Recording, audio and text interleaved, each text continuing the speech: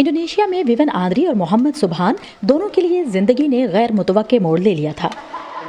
2011 saya mengalami kecelakaan। 2011 में मैं motorcycle के एक हादसे का शिकार हुआ। मुझे लगा कि मैं अपना रास्ता खो बैठा हूँ। दुनिया तारीक हो गई थी। मुझे कुछ समझ नहीं आ रहा था। मेरी टांग काट दी गई।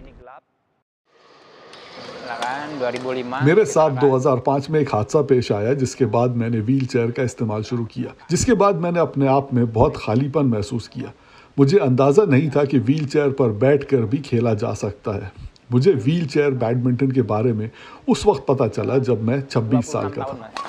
बैडमिंटन ने विवन आंद्री और मोहम्मद सुबहान को न सिर्फ नई उम्मीद और फाल रहने का मौका दिया, बल्कि माजूरों के बैडमिंटन के मुकाबलों के खिलाड़ियों के तौर पर अपने मुल्क को फख्र करने का एक मौका भी। पहले ये बहुत मुश्किल था क्योंकि हम पैदाइशी तौर पर माजूर नहीं थे। हमें इसे अपनाने की ज़रूरत थी, जैसे ये समझना कि व्हील चेयर कैसे काम करती है, इसे कैसे इस्तेमाल किया जाए, किस तरह मुनासिब तरीके से बैठा जाए, कैसे इसे चलाया जाए। मोहम्मद सुबहान बचपन ही से बैडमिंटन खेलते थे और अब उन्हें अपने आप को नए अंदाज में ढालने की ज़रूरत थी। जरा सोचें कि हमारे पास 2 टूल्स हैं जिन पर हमें तवज्जो मरकूज करने और कंट्रोल करने की ज़रूरत है। ना सिर्फ हमें रैकेट को संभालना है, अब हमें व्हील चेयर पर भी उबूर हासिल करने की ज़रूरत है। सॉकर के बाद इंडोनेशिया में सबसे मकबूल खेल बैडमिंटन है।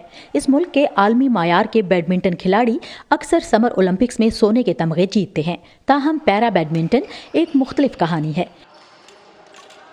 एक कोच पिट्रियानी का कहना है कि मसला मुमकिना खिलाड़ियों की तलाश से शुरू होता है।